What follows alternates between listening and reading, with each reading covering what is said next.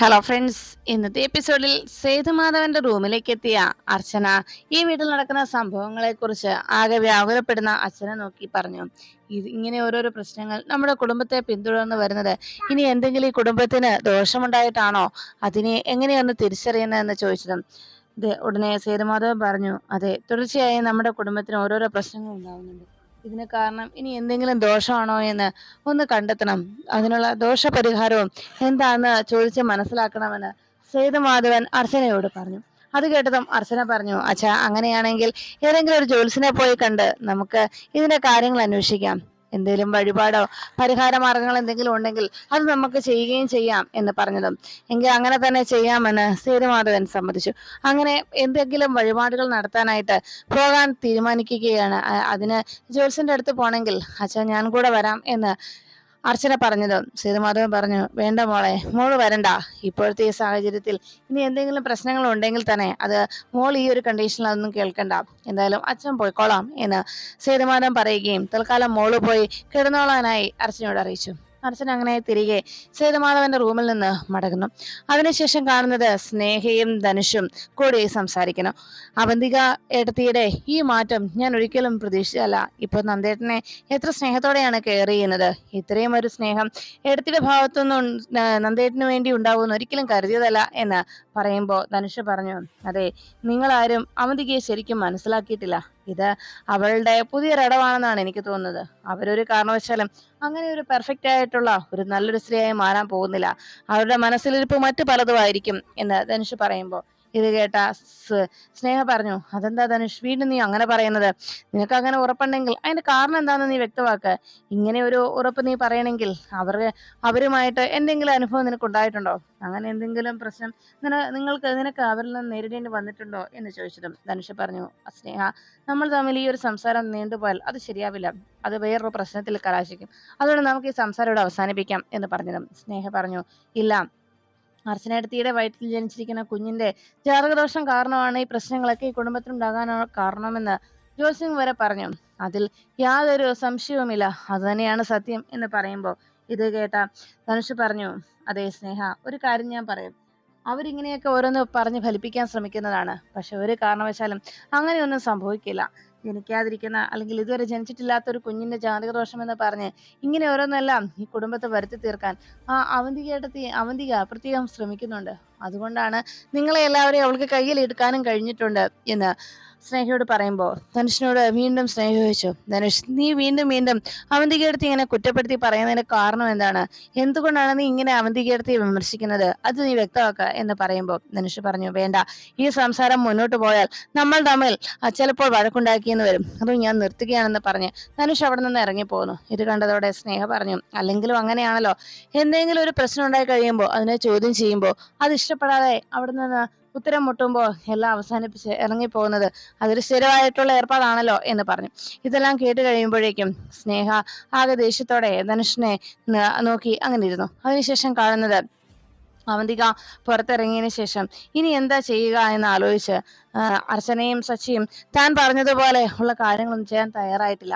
അവർ പുതിയ വക്കീലിനെ ഏർപ്പാട് ചെയ്തു. അത് തീർച്ചയായിട്ടും അനൂപിനെ പുറത്തിറക്കുകയും ചെയ്യും. ഇതിൽ നിന്ന് എന്തെങ്കിലും ഒരു പോംവഴി കണ്ടെത്തിയേ തീരൂ എന്ന് വിചാരിച്ച് ഉടനെ തന്നെ അവന്തിക മധുവിന്റെ ഫോണിലേക്ക് വിളിക്കുന്നു. മധുവിന്റെ ഒരു കൂട്ടാളി ഫോൺ എടുത്തിട്ട് മധുവിന്റെ കയ്യിൽ കൊടുക്കാനായി, ചെങ്കൽ മധുവിന്റെ കയ്യിൽ കൊടുക്കാൻ അവന്തിക പറഞ്ഞതും, അണ്ണന്റെ കയ്യിൽ കൊടുക്കുന്നില്ല, അണ്ണനോട് പറയാനുള്ളത് എന്നോട് പറയാം, അണ്ണന്റെ PA ആണ് ഞാൻ, സെക്രട്ടറി, പറഞ്ഞോളൂ എന്ന് പറയുമ്പോൾ അത് കേട്ട അവന്തിക പറഞ്ഞു, ഇല്ല, എനിക്ക് ചെങ്കൽ മധുവിനോട് തന്നെ നേരിട്ട് സംസാരിക്കണം.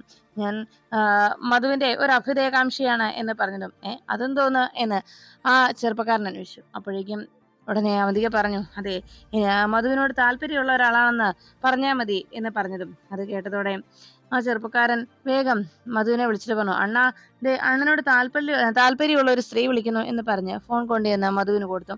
മധു ഫോൺ എടുത്തതും ഉടനെ അവന്തിക പറഞ്ഞു, ചെങ്കൽ മധു അല്ലേ? അതെ അതെ, മധു തന്നെയാണല്ലോ അല്ലേ എന്ന് ചോദിച്ചതും, അതെ, നിങ്ങൾ കാര്യം പറ, നിങ്ങൾ ആരാ എന്ന് ചോദിച്ചപ്പോൾ ഉടനെ അവന്തിക പറഞ്ഞു, ഞാൻ ആരാണ് എന്നതിനേക്കാൾ ഉപരി ഞാൻ പറയാൻ വരുന്ന ഇൻഫർമേഷനാണ് നിങ്ങൾക്ക് പ്രധാനം. നിങ്ങളുടെ അനുജത്തെയും ലക്ഷ്മിയെ വണ്ടി ഇടിപ്പിച്ച് കൊലപ്പെടുത്തിയ അനൂപിനെ കുറിച്ചാണ് എനിക്ക് നിങ്ങളോട് പറയാനുള്ളത് എന്ന് പറഞ്ഞതും അനൂപ് വേഗം മറു ചാടി എഴുന്നേറ്റു. എന്താ നിങ്ങൾക്ക് പറയാനുള്ളത് എന്ന് ചോദിച്ചതും, അതെ, ഉടൻ തന്നെ അവൻ ജാമ്യത്തിൽ ഇറങ്ങും. അതിനുശേഷം തനിക്ക് തന്റെ പക വീട്ടാനോ തന്റെ പെങ്ങൾക്ക് വേണ്ടി അവന്റെ ജീവൻ എടുക്കാനോ ഒന്നും ഒരിക്കലും സാധിക്കാൻ പോകുന്നില്ല എന്ന് പറഞ്ഞപ്പോ ഉടനെ ദേഷ്യത്തോടെ മധു പറഞ്ഞു, അത് പറയാൻ നിങ്ങൾക്ക് എന്താ അധികാരം? നിങ്ങൾക്ക് എങ്ങനെ അതറിയാം? ഇതൊന്നും നടക്കില്ല എന്ന് നിങ്ങൾ എന്താ ഇത്ര ഉറപ്പിച്ച് പറയുന്നത്? അവനെ ഞാൻ കൊല്ലുമെന്ന് പറഞ്ഞാൽ തീർച്ചയായിട്ടും ഞാൻ കൊന്നിരിക്കും എന്ന് മധു പറയുമ്പോ അത് കേട്ട ഉടനെ അവന്തിക പറഞ്ഞു, നിങ്ങൾക്കൊരു ചുക്കം ചെയ്യാൻ കഴിയില്ല. കാരണം എന്തറിയോ, അവൻ ജാമ്യത്തിൽ ഉടനെ ഇറങ്ങും. ഇറങ്ങിക്കഴിഞ്ഞാൽ ആ നിമിഷം തന്നെ അവനെ ഇവിടെ നിന്ന് അവര് ദുബായിക്ക് പറത്തും. പിന്നെ നിങ്ങൾ എങ്ങനെയാണ് അവനെ കൊലപ്പെടുത്തുക? അവനെ ഈ നാട് ഈ രാജ്യത്ത് നിന്ന് പറഞ്ഞയക്കും എന്ന് പറഞ്ഞു. അത് കേട്ടതും മധു പറഞ്ഞു, ഇല്ല, അങ്ങനെ ഒരു അവസരം അവനുണ്ടാകാൻ ഞാൻ സമ്മതിക്കില്ല. അതിനു മുൻപ് തന്നെ അവനെ ഞങ്ങൾ പൊക്കിയിരിക്കും. അവന്റെ അളിയൻ, അവന്റെ സഹോദരി ഭർത്താവ് എനിക്ക് വാക്ക് തന്നതാ, ജാമ്യത്തിൽ ഇറങ്ങിയാൽ അവനെ ഇവിടെ കൊണ്ടുവന്ന് തരുമെന്ന് എന്ന് പറഞ്ഞതും ഉടനെ അതൊക്കെ കൊണ്ടുവന്നതിന് ശേഷമല്ലേ അവൻ കൊണ്ടുവന്ന് തരുമെന്നൊക്കെ പറഞ്ഞത് വെറുതെയാണ്. അവൻ അവന്റെ ഭാര്യയും കുഞ്ഞുങ്ങളെയും രക്ഷിക്കാൻ വേണ്ടി ആ ഒരു സമയത്ത് തന്നോട് വെറുതെ പറഞ്ഞൊരു വാക്ക്. എന്നാൽ സത്യത്തിൽ സംഭവിക്കാൻ പോകുന്നത് അവൻ അനൂപുമായിട്ട് ഇവിടെ നിന്ന് പറക്കും. അതിനുള്ള നീക്കങ്ങളാണ് നടന്നുകൊണ്ടിരിക്കുന്നത് എന്ന് പറഞ്ഞു. അത് കേട്ടതും മധു പറഞ്ഞു, അതൊക്കെ നിങ്ങൾക്ക് എങ്ങനെ അറിയാവുന്നത്? അങ്ങനെ എന്തെങ്കിലും സംഭവിച്ചാൽ അവന്റെയും അവന്റെ ഭാര്യയുടെയും വീട്ടിൽ അനൂപിന്റെയും അവന്റെയും വീട് ഞങ്ങൾ തകർത്ത് കളയും എന്ന് പറഞ്ഞപ്പോ അതൊക്കെ ഇതിന് ശേഷമല്ലേ, ഇല്ല, ഈ അനൂപിനെ കിട്ടാതെ മറ്റുള്ളവരെ ഉപദ്രവിച്ചിട്ട് എന്ത് നേട്ടം ഉണ്ടാവാൻ പോകുന്നത് എന്ന് പറഞ്ഞു. എനിക്ക് പറയാനുള്ളത് ഞാൻ പറഞ്ഞു, ഒരു ഇൻഫർമേഷൻ തന്നേ ഉള്ളൂ, ഞാൻ വെക്കുകയാണെന്ന് പറഞ്ഞ് അവന്തിക്ക് ഫോൺ വെച്ചതും മധു ഉടനെ തന്റെ അടുത്ത് നിന്ന് കൂട്ടാളിയെ വിളിച്ചു. എടാ, ജാമ്യത്തിൽ ഇറങ്ങിയാൽ ഉടനെ അവനെ പൊക്കിയിരിക്കണം എന്ന് പറഞ്ഞു. ശരി അണ്ണാ, പൊക്കാം. അല്ലണ്ണ ആരെയാ എന്ന് ഉടനെ അയാൾ ചോദിച്ചതും ഉടനെ മധു പറഞ്ഞു, എടാ, ആ അനൂപ് എന്ന് പറയുന്നവനില്ലേ, എന്റെ ലക്ഷ്മിയുടെ ജീവൻ എടുത്തവൻ, അവനെയാണ് എനിക്ക് ഇല്ലാതാക്കേണ്ടത് എന്ന് പറഞ്ഞു. ശരിയാണ, ഞങ്ങൾ ഏറ്റുവണ്ണ. അവൻ പുറത്തിറങ്ങേണ്ട ആ നിമിഷം അവന്റെ ജീവൻ ഞങ്ങൾ എടുത്തിരിക്കും. അവൻ അക്കരയ്ക്ക് പോകാനാണ് തീരുമാനമെന്നാണ് അറിഞ്ഞത് എന്ന് മധു പറഞ്ഞതും അത് കേട്ട ഉടനെ അവർ പറഞ്ഞു, ഒരിക്കലും ഇല്ല അണ്ണ, അങ്ങനെ അവൻ അവിടുന്ന് ഒരിടത്തോട്ടും രക്ഷപ്പെടാൻ പോകുന്നില്ല. അവനെ നമ്മൾ പൊക്കും, പിന്നെ അവന്റെ ജീവൻ ഇങ്ങനെ എടുക്കുകയും ചെയ്യും. ഇനി അവൻ അങ്ങനെ എങ്ങാനും പോകാൻ ശ്രമിച്ച അവന്റെ വീട്ടുകാരെ നമ്മൾ നിർത്തി കാത്തിക്കും, അത് തീർച്ച എന്ന് പറഞ്ഞു. ഇതെല്ലാം കേട്ടതോടെ ഉടനെ ദേഷ്യത്തോടെ മധു പറഞ്ഞു, എടാ, അവൻ രക്ഷപ്പെട്ടു പോയിട്ട് അവന്റെ വീട്ടുകാരെ ഇല്ലാതാക്കിയിട്ട് എന്താടാ പ്രയോജനം എന്ന് മധു അന്വേഷിച്ചു. അതിനുശേഷം കാണുന്നത് പിറ്റേന്ന് രാവിലെ അർച്ചന സേതുമാധവനുള്ള ഭക്ഷണം ചായ കൊടുക്കാനായി രാവിലെ സിറ്റ് ഔട്ടിലേക്ക് എത്തി. അവിടെ ഹാളിൽ എങ്ങും തന്നെ സേതുമാധവനെ കാണാതായതോടെ അർച്ചനയ്ക്ക് ആകെ സംശയമായി. അല്ല, രാവിലെ അച്ഛൻ പത്രം എടുത്തോണ്ട് ഇവിടെ വന്നിരിക്കുന്നതാണല്ലോ, അല്ല എന്നിട്ട് അച്ഛൻ ഇത് എവിടെ പോയി എന്നാലോചിച്ച് അർച്ചന വേഗം റൂമിനരികിലേക്ക് എത്തി. വാതിൽ തുറന്നു നോക്കിയതും ബെഡിൽ ബോധമറ്റ് കിടക്കുന്ന സേതുമാധവനെ അർച്ചനെ കണ്ടു. ഇത് കണ്ടതോടെ അർച്ചന ആകെ അച്ഛാ എന്ന് നിലവിളിച്ചുകൊണ്ട് കയ്യിൽ നിന്ന് ആ സോസറും ഗ്ലാസും കൂടി താഴെ വീണു. അങ്ങനെ ചായ ഗ്ലാസ് താഴെ വീണ് ഉടയുമ്പോൾ അവിടുന്ന് അർച്ചന നിലവിളിച്ചു, അച്ഛാ അച്ഛാ, സച്ചിയേട്ടാ ഒന്ന് ഓടി വന്നേ എന്ന് പറഞ്ഞ് അർച്ചന ബഹളം വെച്ചുകൊണ്ട് വേഗം സേതുമാധവന്റെ അരികിലെത്തി. സേതുമാധവനെ വിളിച്ചുണർത്താൻ ശ്രമിക്കുമ്പോഴേക്കും സച്ചിയും പിന്നാലെ അവിടേക്ക് ആതിരയും അനഘയും സ്നേഹയും ഒക്കെ എത്തുന്നു. അവസാനം അവന്തികയും അവിടേക്ക് എത്തി. എല്ലാവരും അച്ഛാ, അങ്കിൾ എന്നെല്ലാം പറഞ്ഞ് മാറി മാറി ഇങ്ങനെ വിളിച്ചുകൊണ്ടിരുന്നു. പക്ഷേ സേതുമാധവന് യാതൊരു അനക്കവുമില്ല. ഉടനെ അവന്തിക പറഞ്ഞു, എത്രയും വേഗം ഹോസ്പിറ്റലിൽ കൊണ്ടുപോകാം. അങ്ങനെ അവർ സേതുമാധവനുമായി നേരെ ഹോസ്പിറ്റലിലേക്ക് പുറപ്പെട്ടു. ഈ സമയം ആതിര വേഗം സന്ദീപിനെ ഫോൺ ചെയ്തു. നന്ദന്റെ അടുത്ത് അവിടെ കൂട്ടിരിക്കുന്ന സന്ദീപിന്റെ ഫോണിലേക്ക് കോൾ വന്നതും സന്ദീപ് കോൾ അറ്റൻഡ് ചെയ്ത് എന്ത് പറ്റി ആതിരയെന്ന് അന്വേഷിച്ചു. അപ്പോഴേക്കും ആതിര പറഞ്ഞു, കാര്യങ്ങളൊക്കെ വിശദമായി അറിയിച്ചു. അച്ഛനെ ഹോസ്പിറ്റലിലേക്ക് കൊണ്ടുവന്നിട്ടുണ്ടെന്നുള്ള വിവരം അറിഞ്ഞതോടെ സന്ദീപിനാകെ ടെൻഷനായി. സന്ദീപ് ഉടൻ തന്നെ അവിടെയുള്ള നേഴ്സിന്റെ അരികിലേക്ക് എത്തി.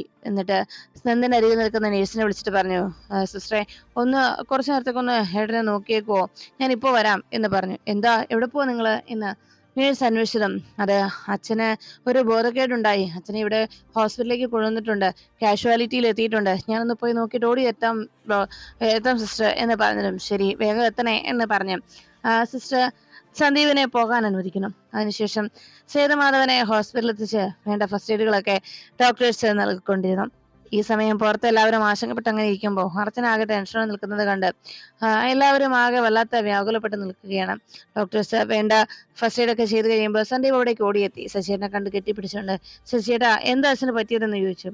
അച്ഛന് പെട്ടെന്ന് BP എന്തോ ഷൂട്ടപ്പ് ചെയ്തതാണെന്ന് തോന്നുന്നു, അച്ഛൻ ബോധം കെട്ടി കിടക്കുകയായിരുന്നു എന്ന് പറഞ്ഞതും അല്പസമയത്തിന് ശേഷം അവിടുന്ന് ICUവിൽ നിന്ന് ഡോക്ടർ പുറത്തേക്ക് എത്തി. സച്ചിയും സന്ദീപും വളരെ പ്രതീക്ഷയുടെ അരികിലേക്ക് ഓടിയെത്തി. എന്തു പറ്റി? എന്താ ഡോക്ടർ, അച്ഛനിപ്പോ എങ്ങനെയുണ്ട് എന്ന് ചോദിച്ചപ്പോ ഉടനെ ഇപ്പോ സേതുമാധവൻ കുഴപ്പമില്ല. കൃത്യസമയത്ത് നിങ്ങൾക്ക് ഹോസ്പിറ്റലിൽ എത്തിക്കാൻ കഴിഞ്ഞു. ഇതൊരു സ്ട്രോക്കിന്റെ ഫസ്റ്റ് സ്റ്റേജ് ആയിരുന്നു. എന്തായാലും കുഴപ്പമില്ല. ഇപ്പോ പ്രശ്നങ്ങളൊക്കെ തരണം ചെയ്തിട്ടുണ്ട്. എങ്കിലും 1-2 ദിവസം ചിലപ്പോൾ കിടക്കേണ്ടി വരും എന്ന് പറഞ്ഞു. ട്രിപ്പ് കയറ്റുകയാണെന്നും പറഞ്ഞ് മരുന്നിന്റെ സെഡേഷൻ ഉണ്ടാവും. അപ്പോൾ ഞങ്ങൾക്ക് കയറി കാണാൻ പറ്റുമോ ഡോക്ടർ എന്ന് ചോദിച്ചതും കുഴപ്പമില്ല, കയറി കണ്ടോളൂ എന്ന് പറഞ്ഞ് ഡോക്ടർ അവിടെ നിന്ന് പോന്നു. സച്ചിയും സന്ദീപും കൂടി വേഗം സേതുമാധവനെ കാണാൻ അകത്തേക്ക് കയറുമ്പോൾ കൂടെ പോകാനായി അർച്ചന ഒരുങ്ങുന്നത് കണ്ട് അവന്തിക അർച്ചനെ തടഞ്ഞു നിർത്തി. വേണ്ട, നീ ഇപ്പൊ പോകണ്ട, അവര് പോയി കണ്ടിട്ട് വരട്ടെ.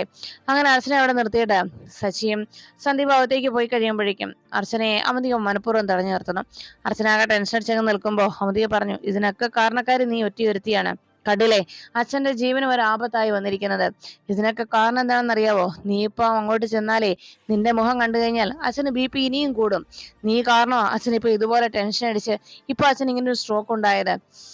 നീ ഒറ്റയൊരുത്തിയാ അതിനെല്ലാം കാരണക്കാരി എന്ന് പറയുമ്പോ അർച്ചന ചോദിച്ചു, ഏട്ടത്തി എന്തൊക്കെയാ പറയുന്നത്? ഞാൻ എന്ത് ചെയ്തോന്നാ എന്ന് ചോദിച്ചപ്പോ നന്ദേട്ടനുണ്ടായ ഈ അപകടം, സ്നേഹയ്ക്കുണ്ടായ നിരാശ, സങ്കടം, ഇതിനൊക്കെ കാരണം നിന്റെ വയറ്റിൽ കുരുത്ത ഈ ദുഷ്ടജന്മമാണ്.